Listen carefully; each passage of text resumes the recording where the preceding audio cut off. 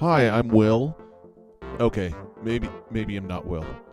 But this is What's Leaving and What's Left, a podcast about divorce. Why what's leaving and what's left? Well, maybe you're leaving and maybe you're left. Which is to say, this is a show about divorce. It isn't a how-to guide. It definitely isn't a substitute for legal representation or therapy, although we will plead with you, please look into both those things. It might be good to mention here that there's nothing here to be construed as legal or medical advice. What's leaving and what's left is real divorce stories of real people. The idea came to me when I realized how many men I knew were going through divorces that would never look for help as they deal with divorce, or that when help was offered, they would never accept it. And yet when they found themselves in a divorce, they wanted to talk to me about it. Interestingly enough, but maybe not surprisingly, their stories, and maybe yours, have a lot in common with each other. And while I can't claim to be an expert on divorce, relationships, psychology, anything, I think finding familiarity and common ground in some of these stories might be soothing and somewhat therapeutic. And maybe, at the very least, we can provide a parasocial group for people having trouble finding, or people having trouble even beginning to look for, help. Nervous. Don't be. Hey, everybody, it's Will. And we are back for another episode this week of What's Leaving and What's Left. Thank you so much for being here. We're joined today by a guest, another guest that I go way back with, who is Brad today. Brad, how are you doing? I'm good. Brad, have you ever done a podcast? I have not. It's my first. How many people have asked you to talk about divorce? You'll be the first. Oh wow, yeah. I mean, it's not like you sit down with friends and they're like, "Hey, can we talk about this? Can we talk about like the really probably most traumatic thing that's ever happened to you?" Actually, I would say you talking about divorce with you and kind of was instrumental. Basically, the reason I got divorced, dude. When you heard me talking about my divorce. You caused it. So I'm an influencer in the worst fucking way. So thank you. Oh, it's horrifying. Brad, tell us a little bit about yourself. About how old are you? How long have you been divorced? Early 40s. Early 40s? I have been legally divorced for maybe 6 months. But I have been separated for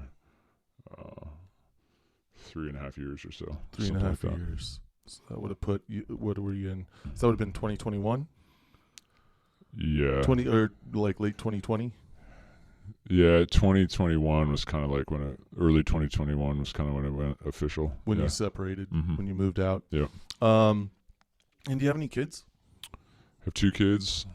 Mm-hmm. Very cool. How old are they? Both under the age of 6. Under the age of 6. Okay. Yeah, under the age of 7. All right. Under the age of 6. And how long were you and your ex-wife together? 7 years. Oh, well, we were together for 4 years and then we were married for 7. So 11 years total? Yep. 11 years. Wow. Yeah. That's a good long while. So you were in your late 20s when you met? Yeah. Early late 20s, yeah. Yeah. It was late 20s. I don't know. My sense of time is... COVID has really ruined my sense of time. Well, and I was noticing, I'm like 3.5 years. That puts you at the end of COVID. And we'll probably talk a little bit about that. COVID was pretty instrumental. So let's dive right into the middle. Okay. And by the middle, let's do it. I mean, how did it all go down? Who said, I want a divorce? What was that conversation? All right. So this was my, I'm the one who instigated this, and she's completely afraid of change. So she would have never instigated it pretty much, no matter how bad it got. But it was bad? Well, it was really bad. On my end, I was suffering a lot. And it got to the point where essentially I chose unknown suffering over known suffering. Okay. Which was the divorce? You chose the divorce was the unknown. I knew divorce was going to be painful and was, potentially it was going to cause my kids pain in the future. But I also knew that if we stayed together for as long, if we stayed together for another 5 to 10 years, which I think we could have done, sure, hypothetically, But at that point, we would have had a very nasty divorce, and You would have been gritting your teeth we would have had the whole time. a bad marriage with a lot of bad examples set for the kids. Mm-hmm. And also at that point, the kids would have been older, and they would have, I think, suffered a lot more having to go through divorce as teenagers rather than right now. Whereas right now, they don't really know what's going on, how adults work in that aspect. Yeah. But well, so you know. what was that conversation? Was it like, hey, sit down, we need to talk? Was it like, I found these texts on your phone? We've heard all sorts of stories about how these conversations go down. Yeah, I mean, so I was in a sexless marriage, Mm-hmm. and I mean, What, can you define that? I was about to define that, because that could mean a lot of kids. Come on. Well, yeah, I mean, yeah, that's a whole other side issue. But Mm-hmm. we would have sex technically, but it was very like on her terms, Mm-hmm. and I did not feel wanted, Yeah. and I was basically begging for crumbs, and always. Huh. So like, was it once every month, once every several months, once a year? Like, I mean, it varied, but yeah, we would go, a month. because and I'm not. This is not judging. Is to say I've been there. Yeah. And I think we talked about this. Yeah, and that was a big thing. And actually, you said something to me before I got married. See, it's funny. I You're think gonna remember this better. I'm all over the place. Like, No, you it's asked me all one good. question, and I'm like all over. It's okay. Um, I'm curious because I'm like, I have no idea what I said. yeah, well, I was going to get married. So essentially, I had been with her 4 years, and I really did love her, and we got along very well in a lot of different ways, and we're very, very, very different people, but we kind of like filled in each other's gaps, and then it kind of came to a point where it was like she was kind of pushing to get married, and we were getting a little older. Sure, it was just time. And you get that, women start to get that biological clock screaming, alarm going off, and men are kind of like, well, we have been together 4 years, and What's the next step? And I don't want to break up with her. Right. And so what's the next step? So I was going to get married, and we sat down and we had a beer, and I mean, the marriage at this point was like set, like, I had proposed and whatever, so it was happening. Wait, you and your wife sat down and had a beer, or you and me sat down? You and I sat down and had a beer. But like, what I wanted to say was, at that point, the marriage was, or it was, we were going to get married. The tracks were laid. Yeah, the train was moving. We'd been engaged for a while, and we were going to get married for sure. And then you and I sat down and had a beer, and at this point, the sex life was drying up. Was not good. Oh, like, it already was not good. And so we'll talk about that in a minute. But you said to me, like, dude, just make sure you have sex on your wedding night. Like, don't worry about if she's tired. And I was like, Jesus Christ. You make me sound a little rapey, but also, I think, people can understand that's not what I was trying to say. Yeah, I just want to defend myself real quick. If she says no, keep going. Jesus Christ, I did not. Screams are not going to be heard through the hotel walls. You're he both just going said to a lot of discover new things to me. about yourselves. Terrible. Oh my God. But content warning on this episode. Sorry, everybody. Anyway. Sorry. Yeah, and then, but it really, I was like, damn, does he have a camera in my house? Like, how does he know, like, this is an issue? And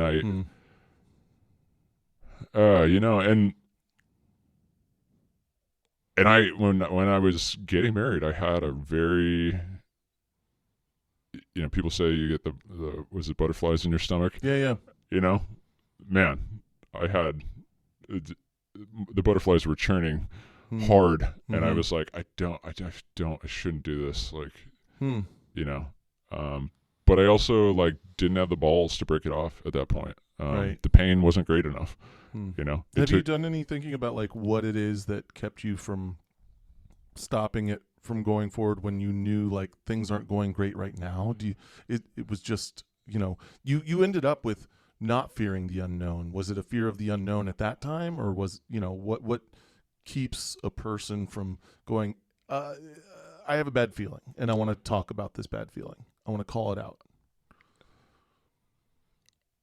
You might not have an answer to that question. I don't have a, well, part of that answer is that I was being a pussy. And part of the answer is that I did really love her. Yeah. And we did really work together well on a lot of different levels. Like right. Intellectually, she's a very, very smart person. When we met, she was the funniest woman I'd ever met. She was super witty, and I've been with a lot of women. Sure. I have dated a lot. I became like a little humble brag there. No, I'm just kidding. No, but what I mean, I don't. No, I mean, in a lot of ways that are not like good, and I'm not like, I'm actually embarrassed about that in some ways. But what I mean to say is that like, it wasn't like I didn't have any idea about what women are like. Like, it wasn't like I didn't have options. It wasn't like I hadn't experienced different long-term relationships. Right. You know, I'd had a few long-term relationships at this point, and then I'd had a lot of dating at this point. So I felt like this was a pretty good match, and it was in many ways. But I'm a very sexual person, and somehow I thought that I could live with not having a great sex life. Right. And that was a colossal mistake. Right. And looking back on it, I just can't even believe I made such a big mistake. But I think that love literally makes you crazy. It makes you do stupid things, and it I mean, really, it is its own drug. Yeah. And it is a lot of chemicals involved in love. There's a lot of chemicals, and I think that, you know, also it is very hard to find people that you do connect with and get along with well. That and to fall in love is a pretty rare thing. Yeah. You know, I'd been in love twice at that point. So, I want to. Yeah, go ahead. I want to ask, like, so at some point though, you were still a sexual creature, and you ended up falling in love with her and being with her for 4 years before you were married. Yep. So was it just like typical relationship stuff where like the first 3 months you can't get enough of each other, right? Like every day pound town kind of thing, or and then it just sort of like fell off, and you're like, well, I know that those times are there and maybe they'll return, or was it like just a steep decline that never rebounded? You know, we actually, okay, so I just remembered, I actually left after a year. After our first year, actually, we fought a lot. I had a previous relationship that I was with for 6 years, and with that relationship, we pretty much didn't fight. We had like one kind of scuffle, but we didn't really fight, and we were very good together. That relationship kind of broke up because we were headed in different directions. Like, you know, I wanted to. So you were in that relationship, real quick. Yeah. You were in that relationship for 6 years. How long until you met your wife? After that relationship, I think like 2 years or something. Oh, okay. Yeah. You gave yourself a little break there. Yeah, 2 years I kind of went nuts. Yeah. And dated as much casually. as I could. Yeah. I was in a band, and I took advantage of it, and just like was out 6 nights a week, and you know, so anyway, then sorry, I interrupted you. Go ahead. No, I already interrupted you, and so I just wanted to kind of check in on like 6 years. It sounds like a little bit of. I was wondering if there was a serial monogamy kind of pattern, but you had 2 years of casual dating, kind of being not in a relationship. You're like comfortable in a relationship or not in a relationship. It sounds like. Yeah, I would say I was comfortable both ways. When I met my girlfriend or my ex, you know, when I met her, I was dating 3 other women, or seeing, quote unquote, 3 other women. And then I met her, and at the time, like, you know, I was getting kind of ready to find a girlfriend and have a more serious relationship, because when you're dating casually, you have to be careful, man. You can't lead women on. Oh, dude. You got to really kind of keep them at arm's length. And it did take me 6 months to learn that once I became single. This is an important message, I think, for a lot of people who are considering divorce or recently divorced and are out in the dating pool again. Happened to me as well. You really need to learn effective communication. You need to not be a motherfucker that ghosts a woman. You need to understand that if you haven't communicated expectations, that doesn't mean there's no expectations. It just means everybody's getting hurt. Yeah. It's like those things need to happen when you re-enter the dating pool. Yeah. Anyway, I think that's an important thing to cover. Yeah. I think it's super important, and I don't think that a lot of people realize that on either end, like women and men. I was lucky. So I was lucky that I had a friend that was a little bit callous sometimes with girls who had expectations, I think. Mm-hmm. And so that kind of helped. But when I became single, I was living in a nice part of town. I had a little bungalow in the back next to the pool, and the first 4 girls that I was like kind of seeing, I made them cry. Right. And you're like, uh-oh, this feels bad. Something's wrong. I did something Yeah, bad. because they wanted to like start being more serious, and I would say... And they were getting the impression from you that you wanted because to be I more was serious. giving them... I was being a good boyfriend. Yeah. Because that's what I knew how to do for Right. 6 years. Right. And so in your mind, I'm not doing anything wrong, but being a good boyfriend suggests that I am now your boyfriend. Exactly. And so it's like, if I'm not clearly letting you know that this... I like where this is, and it's nothing more than this right now on a regular basis, not just communicating up front, but like touching back in as needed to be like, look, I like you. I don't know if I'm ready for more than this. I'm not looking at next steps. Then they assume you are in, and it's really tough. It also, you have to be very careful, because even if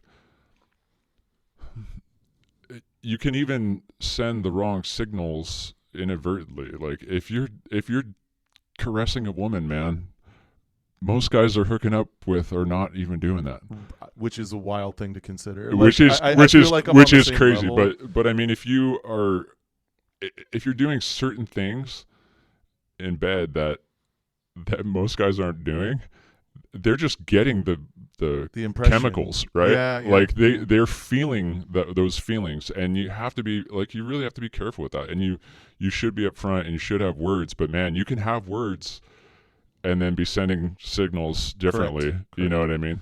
And it's a really tough thing. And then I kind of swung the other way and I read Robert Greene's Art of Seduction. Oh my God. Holy shit.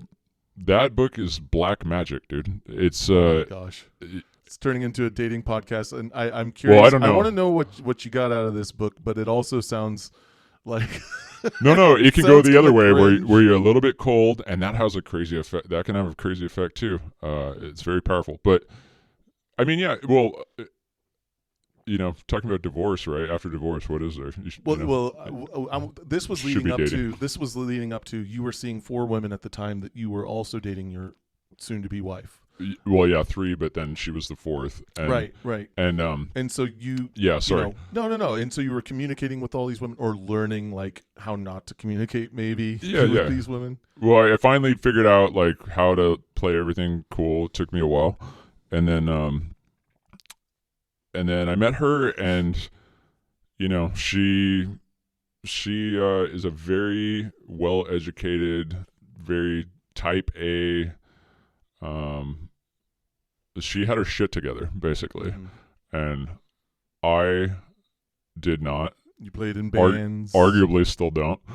And so that was attractive. So like we kind of balanced each other out. I'm very type B, laid back, creative, highly creative, not conscientious. She's very conscientious and structured, and I'm bad at planning. Yep.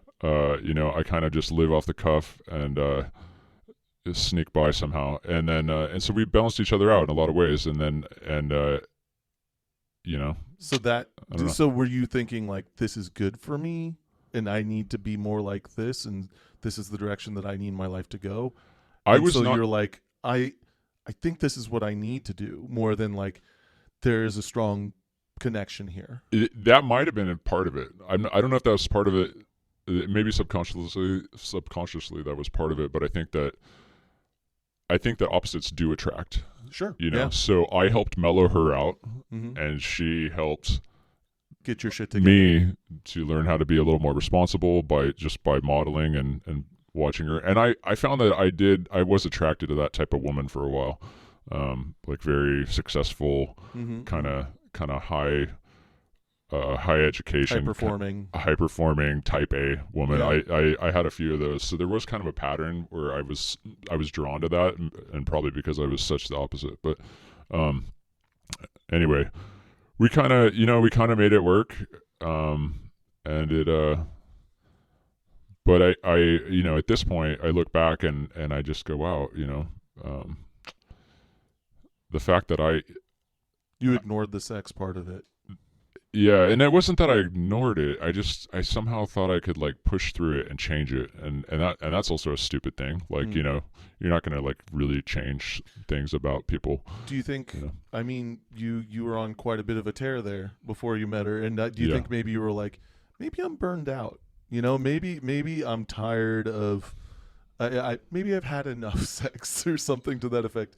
Like, try and walk yourself back into Brad's younger mind, and was there anything like that maybe informing that decision? I think. Well, I also had and still have a really bad porn addiction. Oh, so okay. So I think I was just getting through with that, or getting by with that, Right. and okay. so that it was like supplementing it. It was kind of okay. Mm-hmm. It wasn't hitting me as much. Were you bailing on like social obligations or anything to like watch porn, or No, just never that wondering, like, bad, and I'm not severity like of the I'm not addiction? spending money or anything like that. Right. It's just, you know, it's I was just, you know, jerking off a lot. It was high. Yeah.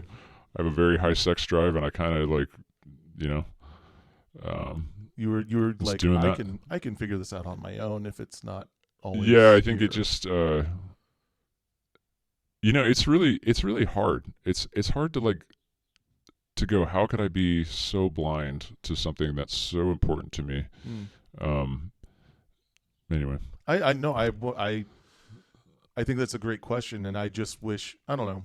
Have you this leads to another question that I ask a lot, you know, like, how are you going to not do this in future current relation? You're currently in a relationship. I can say that. Yeah. Mm-hmm. Yep. You know, so, you know, if you look at that part of yourself and you're like, what made me think that this, and there's no answer for it, right? It's like, okay, well, how do you avoid that in the now? And I think, well, go ahead. You give me your thing, because I know a little bit about your current relationship. Well, my current relationship is going well, on the whole. Mm-hmm. There's a couple things about it that you know, are not perfect. I think with every relationship, there's kind of there is no perfect person, quote unquote. But I think that overall, the things that I am looking for in a relationship are all there, and there's definitely a chemistry between with my current partner that actually reminds me a lot of the previous partner that I was with for 6 years. Mm-hmm. And so the girl you were dating before your wife. Yep. Got it. Yeah, they have an uncanny amount of similarities, personality wise, and for some reason we just kind of work. But I would say that the sex is frequent. It's good. It is the best sex I've had in my life, and that's a good feeling, man. It is. You know, it is. like, it's a good feeling to have. Yeah, go ahead. Is it just the physicality of it, or is it because you're connected on more than, deeper levels? Is it because there's shared experience? Like, what would you say makes great sex for you? I would say great sex is, it's there's technique is a part of sex. Sure. But then there is also, you're kind of,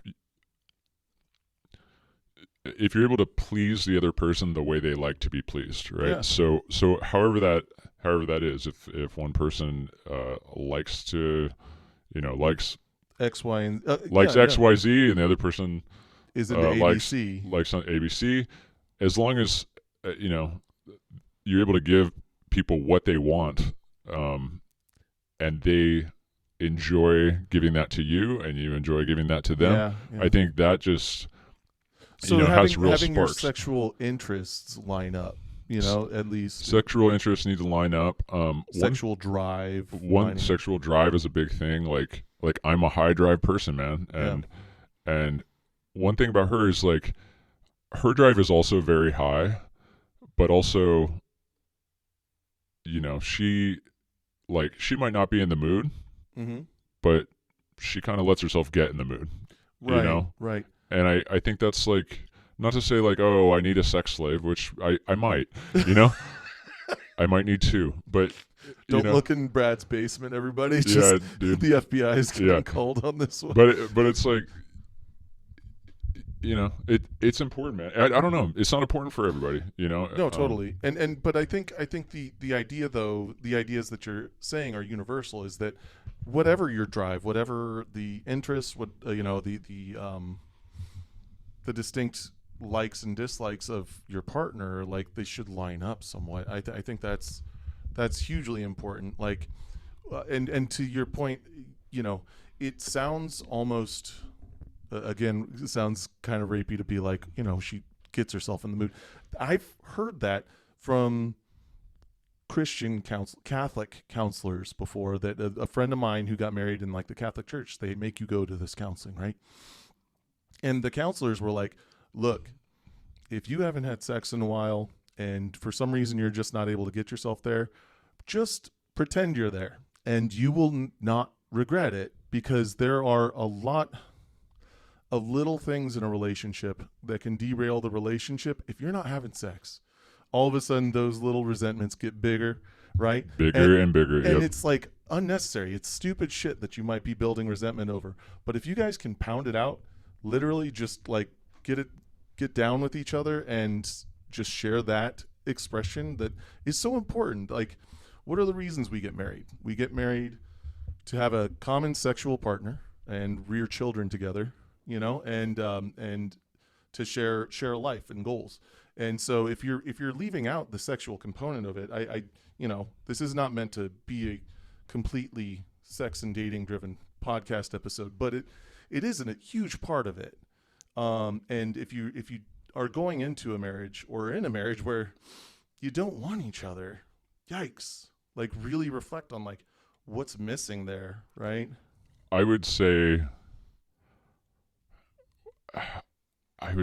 sex can overcome so many problems. It really, because if you're able to share, it's basically it's a physical bonding experience, and you're releasing oxytocin and dopamine, and you're with another person.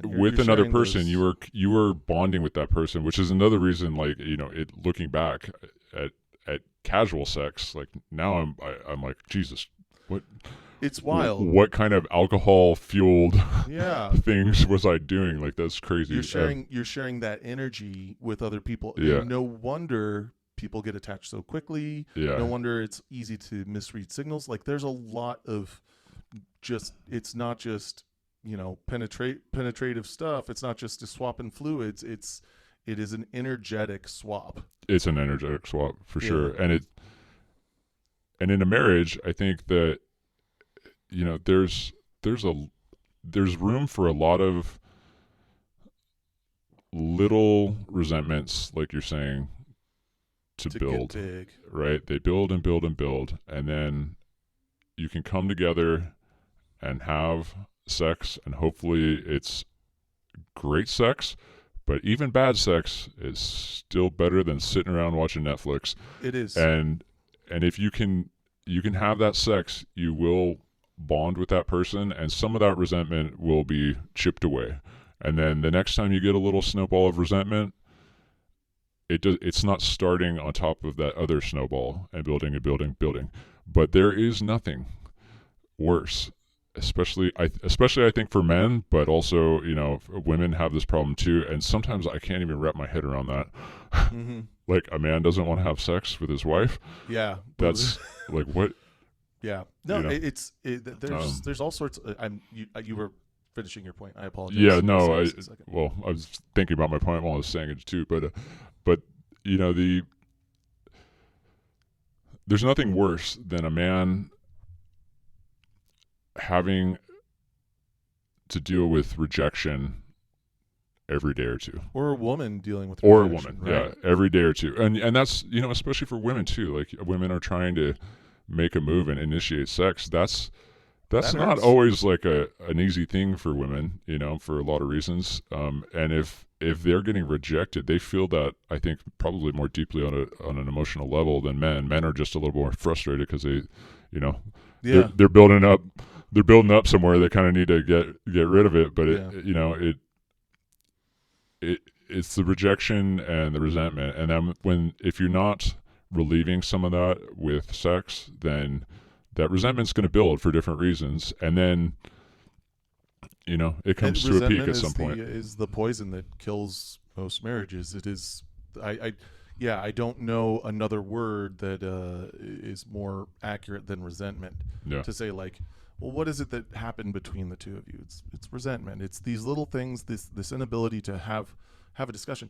And in a lot of cases, having a sexual discussion is very difficult. It's tough even for highly sexual people to actually discuss their sexual desires, their sexual needs, how they feel about sex, their relationship with it, whether it's because of trauma, addiction, other things. It can be really tough to kind of dig into those things. But if you're not talking about stuff, then the resentment is there. If you're not having sex and discovering each other and releasing those things and sharing that bond, then everything else just seems to be way bigger of an issue than it really is. I want to dive back into you asked your wife for a divorce. How did she take that? Was she surprised? Was she blindsided? What was the reaction? Yeah, she was blindsided. Yeah. I mean, she would say that there was problems in our marriage, and she had a lot of she had a lot of resentment with me too. Sure. But she was blindsided that I finally got to that point. Yeah. But in your mind, she would have never, for 5 or 10 years, even if she resented you, she would never have been like, we should get a divorce. No, she's the type of person she does not like change, and she, for instance, would keep a laptop for 8 years and try to keep using it even though it barely functions, and then when it's finally just will not work, she'll use mine. You know what I mean? Like, rather than just buy a new one. Okay, I relate to that a little bit. Actually, that sounds like a cool person. No, I'm just kidding. I mean, well, you haven't seen this phone, man. It's okay. It's okay. I mean, it's okay to like try to get to keep things for a long time, but it's more a resistance to change kind of thing. Mm-hmm. It's very hard for her, and I understood that. But for me, mine was kind of a calculated decision. I just was feeling a lot of pain, a lot of I went from this guy who felt very confident in himself, about his capabilities just in life, and also with women. But if you're going through years and years of rejection, and you just whittling away at your mojo, you start to feel like I felt like a bad lover with her. Because she, needed things. She like wanted to be touched in like very specific ways that were like, eventually not fun. And there was just like a lot of rules around sex and like what she liked and what I liked was different. Did it seem like there were a lot of things that would kill the mood, quote unquote? Oh yeah. Right. Yeah. You know. So it was like, there's a lot of sensitivity, and this is getting in, and there's nothing wrong with that unless you don't align with your partner on those right things. It's a misalignment, and people are the way they are. I mean, I'm not saying the way that I am is right. It's just that you should be aligned with your partner. You need to be aligned, and I think I'm really coming to terms with how important being sexually aligned is, almost more so than with certain personality traits, right? Sure. Because you can overcome a lot. I mean, but we've already kind of. I you can have friends with people who are completely different personalities, and you're not going to have sex with them, right? The thing that is really unique about the person you're choosing as your partner is, do our genitals also get along? Yeah. Right. I think that's it's pretty important, and if there's asexual listeners to this podcast, understand I'm taking that into consideration, but we're having a very sex-driven talk, and hopefully you can bear with us. So she was blindsided. What was the next step in the process? Like, did you serve her? Did you go to, did you do mediation? It was kind of hard. So, part of it was we had a couple of conversations, and eventually, I was thinking about divorce. Mm-hmm. But it was hard, man. I was just done. But my parents are still together. And there's many times they would have liked to have gotten divorced. Mm-hmm. And I think they stayed together, for the kids. Mm-hmm. But I was very afraid of divorce. The concept of divorce is very foreign to me. And so I was scared of it, and I didn't really know much about it back at that time. So I knew that our marriage was not going to end well. But like I said, we could have stuck it out for another 5 to 10 years. And it would have ended worse. So I made a calculated decision. And I also started seeing someone. I kind of fell into a relationship. I was having sex and like very strong feelings with another person, and really connecting with them, on an emotional level. And she was going through her divorce, and around the same time. Oh wow. And still is. It's not a fast process. She's going through a very nasty divorce. It makes mine seem very easy. But, I just hit a point where, I had that, so I kind of had a push and a pull. She, this new person made me feel alive, and kind of reminded me of how I felt before, years of this loss of mojo and self-esteem, and had like whittled me down, and so it was that. But I thought long and hard about making sure, because that's a very common thing, right? Men fall into a rut in their marriage, they start having an affair, and then because of that, that affair partner makes them feel alive, makes them feel wanted, right. And then they leave their wife, and then they realize, oh, I've made a terrible mistake. Or I fucked my secretary, and excuse me, and which is why I ask, like, what do you do to ensure that you're not making those same mistakes, right? Because you end up leaving this one and jumping right into the next, and it's like, okay, but has there been a moment to be like, how do I know what was wrong? How do I really, Yeah. So anyway, that I had to do. I had to do a lot of thinking about what my marriage was at the time, what it had been before. Do we have hope to turn this around and make this work? Would counseling help? I looked into marriage counseling a lot. and what I kind of, and so I was thinking about how I just tried to separate my feelings from the new relationship and really focus on my marriage and to see if there was a way to fix it. Mm-hmm. And that's it. Just was there a way to fix it, and do I want to fix it? Right. Do I want to try to put more energy into this relationship that's now 11 years deep?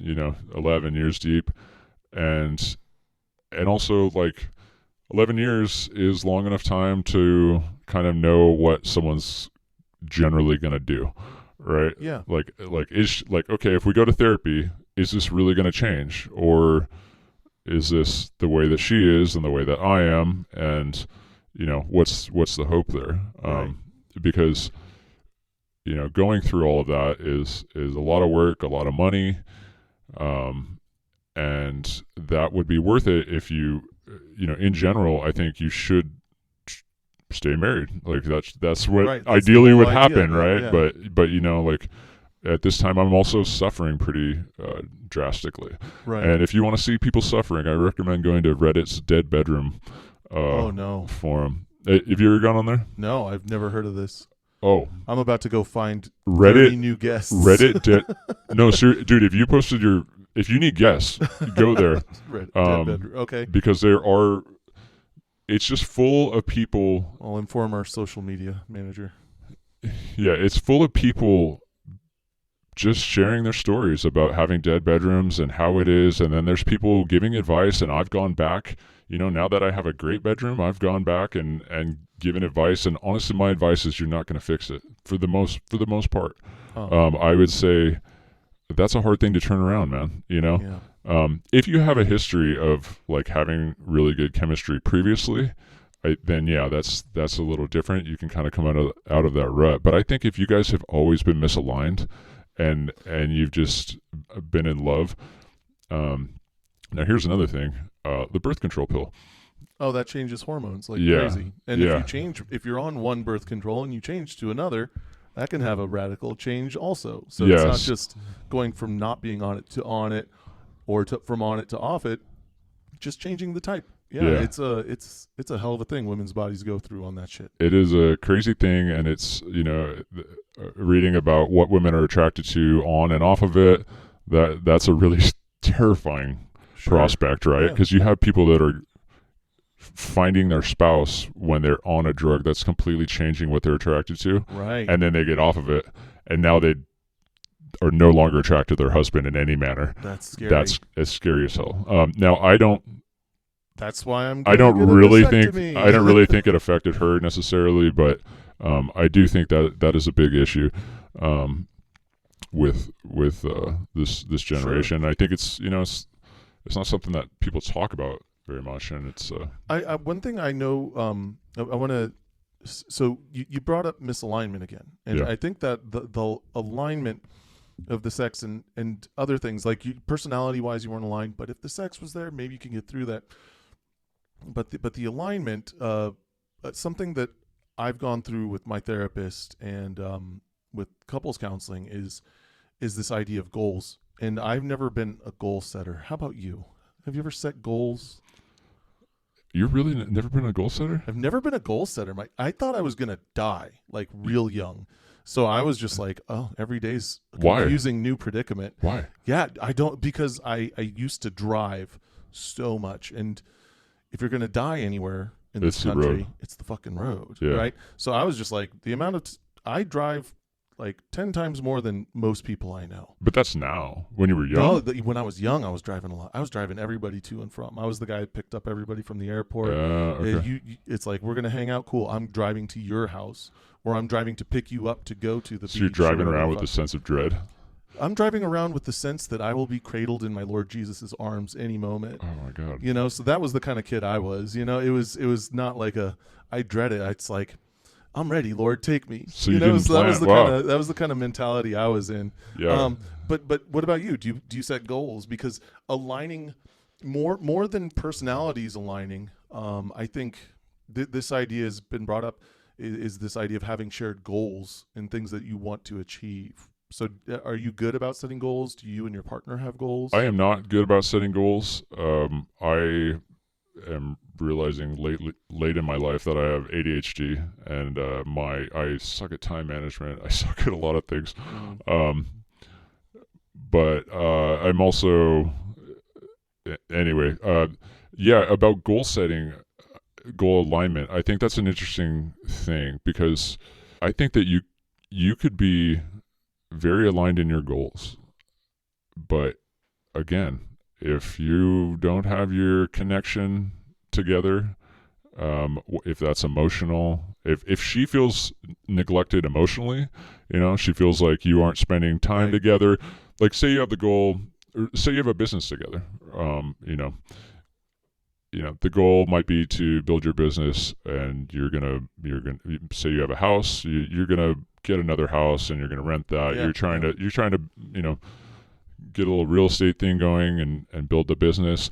And the man is working 60 hours a week on the business, and he feels like he's working towards the goal, right? But he's also not spending that much time with her because he's exhausted. And so, right? I agree with that. So she can feel neglected. So you might have aligning goals, but if you're not nurturing that relationship, your marriage is going to fall apart, man. 100%. And that's anyway. The thing that I've learned about goals, and I hear you. I think I tend to side with the spontaneous approach to everything, because I'm not like goal oriented, and I feel like things are more sincere, more earnest when they are spontaneous than planned. But at the same time, what I'm learning is you can be driven too much by your feelings in the moment.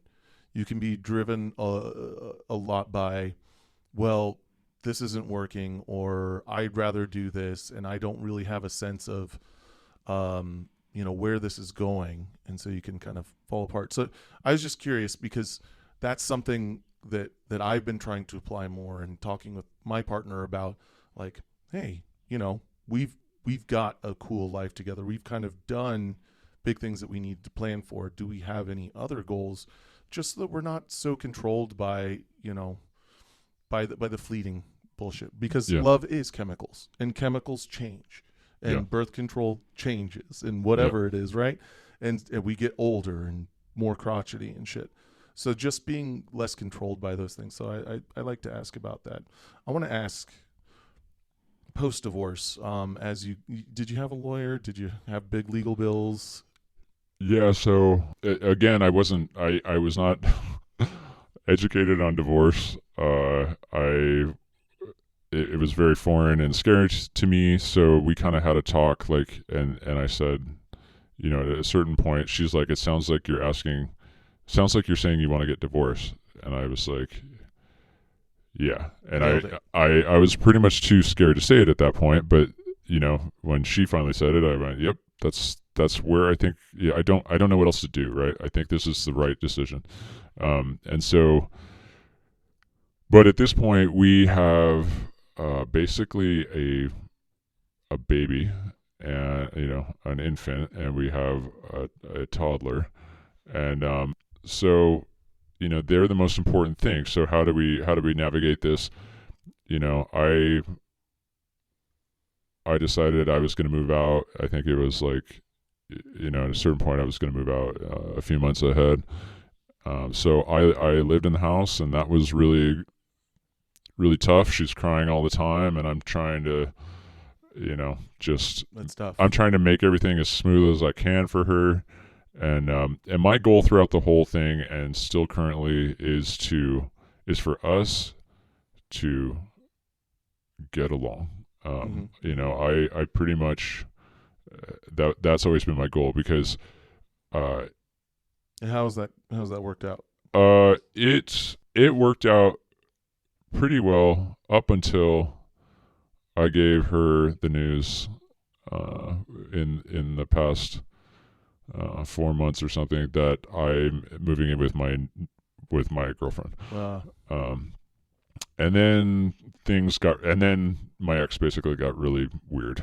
She's just unreasonable. She doesn't have a new partner, or she doesn't have a new partner. She has a lot of resentment towards me. Feels like I ruined her life, but she also doesn't like move on with her life, and it's kind of, I feel bad for her, but at this point her shitty behavior really helped me get over her.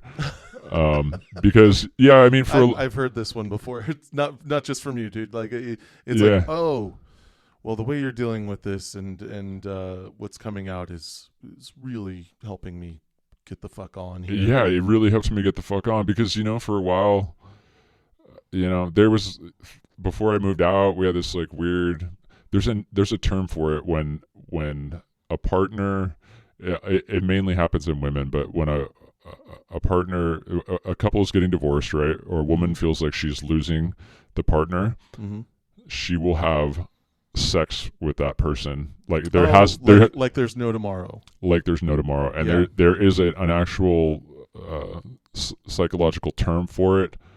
It's like, it's like widow's boner. I'm or sorry. Something. I don't know. No, it's something like anyway, I can't think of it, but but it is a thing, and I've witnessed that happen twice with her, because like I said, we broke up our first year together. I left, and then I didn't say this, but I left our first year because we were fighting too much, and I was not, because we are such different people, I was not used to fighting in a relationship, and I finally couldn't handle it, and we broke up for a few weeks, and Were you guys fighting a lot before that, or was this just the first year of marriage, all of a sudden fighting broke out?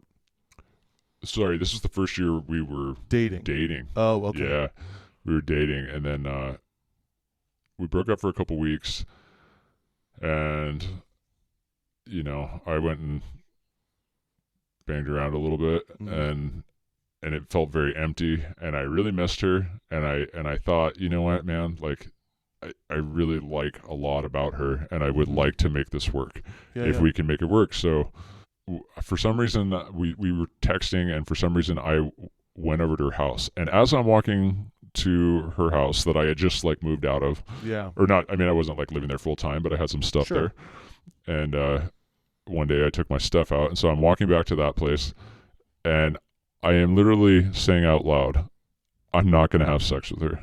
I'm not going to have sex with her. I'm not going to have sex with her. Well, she opens the door. She's been not eating for 2 weeks. She looks like model. She looks like amazing and tan.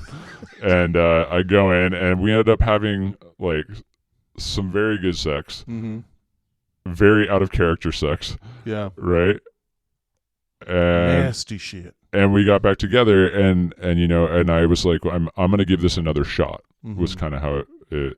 And then boom, we stayed together for another 3 years, and we got married. And so anyway, now I'm leaving the house. Yeah, and now you're having uncharacteristically. And now we're having, and she starts listening to sex podcasts. Yeah. Every night, and she gets a new. Okay, she had her dildo from when she was in college. It's time to retire. Sorry, she had a vibrator. The thing had a fucking thing had a battery pack with C batteries, dude. Like they a don't separate, make them like that anymore. a separate, like, and a cord. Wow. Yeah. So like I said, she doesn't like change, right? Yeah. Well, when I say I'm moving out, it's like in your drawer with the Game Boy. Guess what comes on Amazon?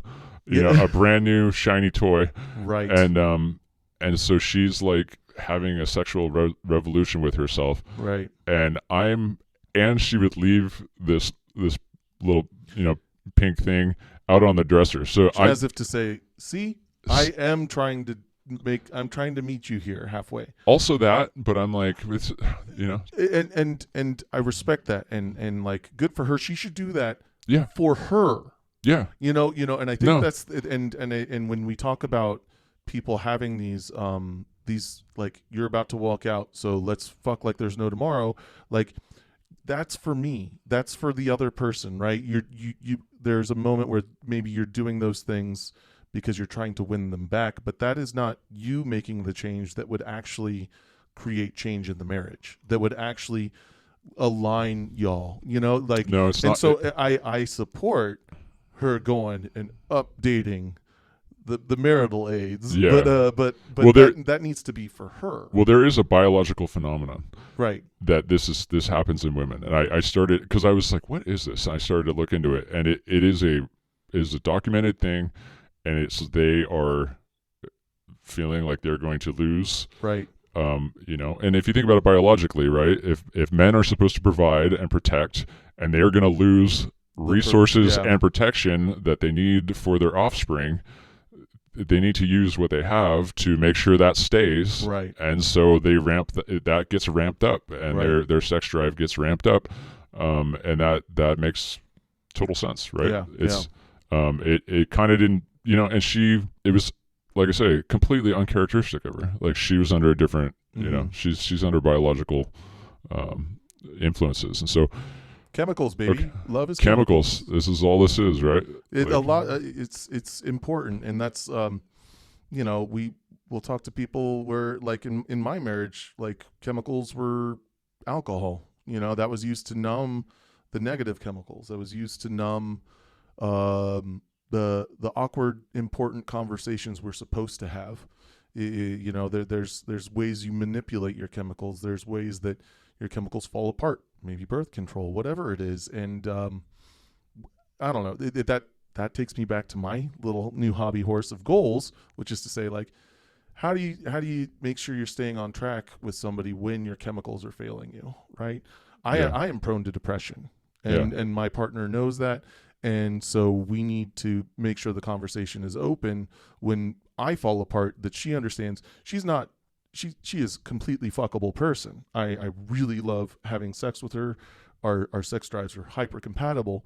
But if my brain is, if my mind is telling me no, and my body is also telling me no, then it's not her, right? It's it's tough to not fall prey to your chemicals. Well, one thing I mean, another thing with alignment is, it wasn't. I'm a very candid person, and especially with I know this about you. You have very little filter. I have very little filter. If I feel comfortable with someone, I will basically say what's on my mind. So I never had a hard time talking with her about our problems. But the problem was, she had a hard time understanding the words coming out of my mouth on a real.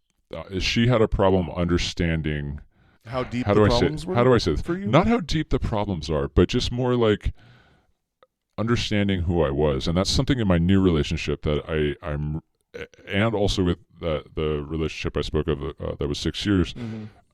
Those two women, I felt like they really understood me and saw me. And when I say something, they understand what I'm saying.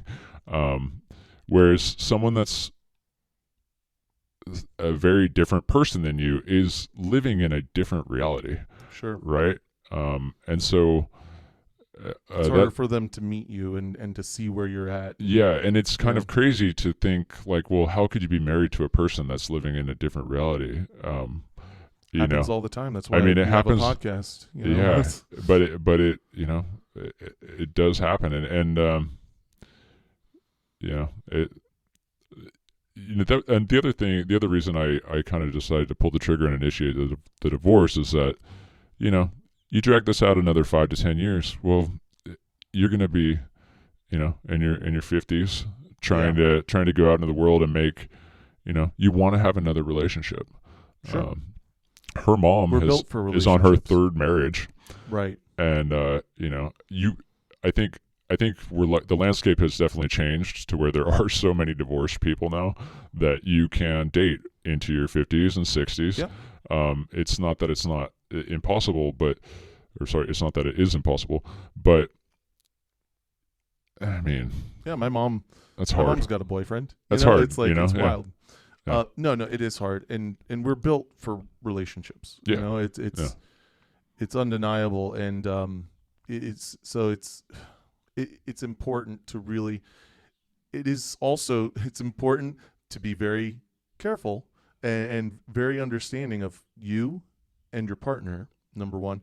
Number two, it is wild that so many of us, so many guests, so many people that I just know that will be guests, we enter into these lifelong covenants with such little understanding and appreciation of are we on the same page? And man, I could go on about how people who are currently in hyper religious relationships have no idea of their sexual alignment. It is forbidden to know their sexual alignment before marriage. Yeah. And what a recipe that is for a bad time. I think. Yeah. What you're gonna say? Okay. Well, go off, King. Well, I was gonna say that you can never fully know a person. I think, and people change, right? Life circumstances change. A woman before she has kids is a different person. So is right? a man before well, kids. Of course, but yeah. but I mean, I feel like men change a little bit less. Yeah. I feel like women, they have a lot of biological things going on, and that can the kids can take precedence over the marriage,